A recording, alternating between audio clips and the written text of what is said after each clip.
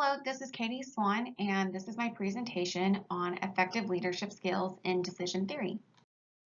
The role of leadership is to guide a group through decision-making, problem-solving, and conflict while keeping the organization's values in mind.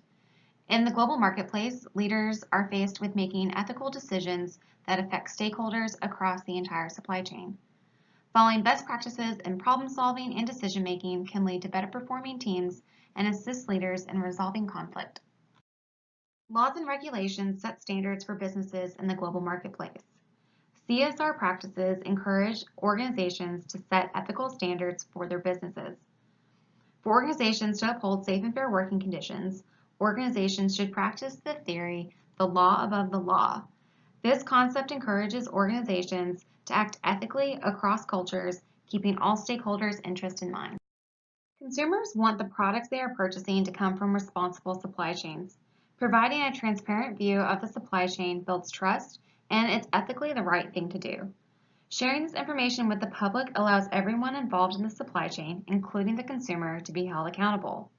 In general, most consumers perceive themselves as morally and ethically just in their purchasing decisions. To continue this perception, consumers want to trust the brands they purchase, and they want to feel good about the products they bring into their home. Effective problem solving can guide a leader through the murky waters of innovation. As new products, procedures, and processes arise in an organization, confusion and conflict can ascend on its members. Bazerman and Moore described heuristics as a way to save time when needing to make decisions quickly based on experiences, stereotypes, analysis, and emotions, but warns, when used inappropriately, can create problems. It is essential that leaders be fair and consistent. If a leader does not provide well thought out direction, the consequences may lead to employees being confused and frustrated. Following a 6-step problem-solving process can put leaders and their teams on an organized route to reach the desired results.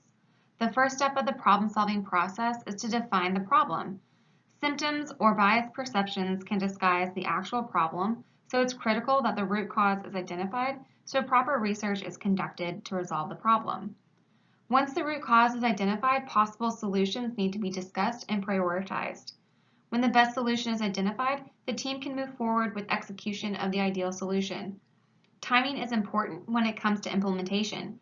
Moving too fast may cause steps and vital procedures to be missed. Moving too slow and the problem can continue to get out of hand.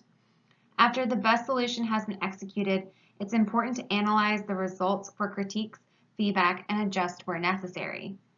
Leaders may want to skip steps to quicken the time spent on solving the problem, but adequate research and analysis is critical to solving problems. As the old saying goes, measure twice, cut once. This proverb can be applied to problem solving. In the long run, proper research and identifying the correct solutions can save the company time and resources.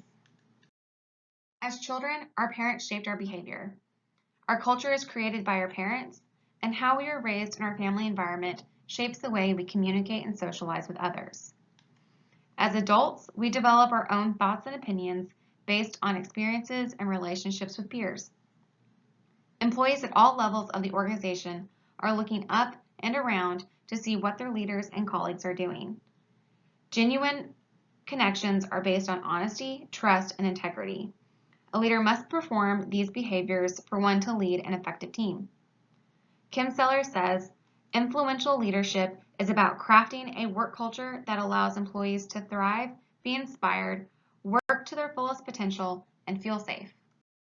Problem solving and decision making are terms used interchangeably. While similar concepts, they do have different purposes. Problem solving is a process which is used to work through situations to reach an end goal. Decision making is using specific methods to reach a desired goal. Researchers suggest using different decision-making methods so they correlate with the situation at hand. If a problem has a simple solution, it is advised to not overcomplicate it by using an overcomplicated model, and the same goes for complex situations. For making quick decisions, the OODA loop works well. OODA stands for observe, orient, decide, and act. The OODA loop is used unconsciously by people every day when they're driving their vehicles.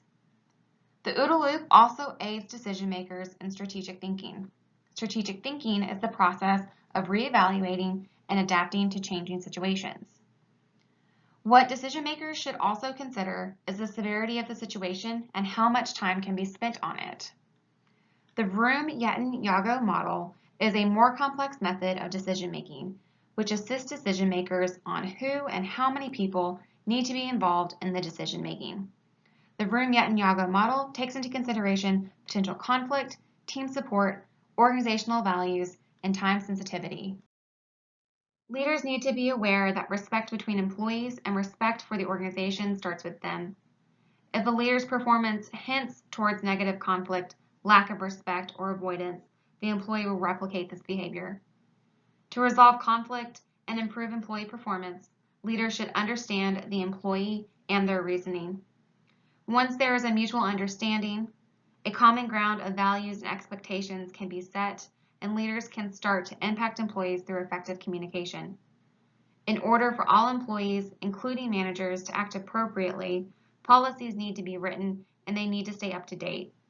Having policies in place of what is acceptable behavior allows management to hold all employees at all levels accountable for their actions. Leaders need to be proactive in determining what is best for their department, which leads to what is best for the organization. This is where decision-making models like the OODA loop and the Vroom-Yaten-Yago model can lead leaders to establish policies and overcome obstacles as they arise. Leaders need to act in a timely manner to address and resolve conflict. When disagreeing parties enter into a conversation, it can actually lead to mutual understanding, resolution, and innovation. Positive conflict can result in personal and professional growth. For leaders, an ethical presence, problem solving, and decision making are essential skills when resolving conflicts among employees. If a leader does not embody the solutions they're advising, there is a decent chance that the agreed upon resolution will not be followed through. Working in teams can be extremely effective, and strong teams can produce better results faster. There are 5 phases of the life cycle of a team. First is the forming stage, when the team gets together and begins to be acquainted with one another, but they're not ready to make decisions yet. Next, in the storming phase, this is when conflict can arise. After the conflict has settled in the norming phase, relationships grow and group dynamics level out. In the performing phase, the team is able to work independently of each other to reach the team's goals and objectives. In the adjourning phase, the team has met its goals and objectives, and it's time for the team to disband. This can be called the mourning phase because teams may miss the camaraderie of working together.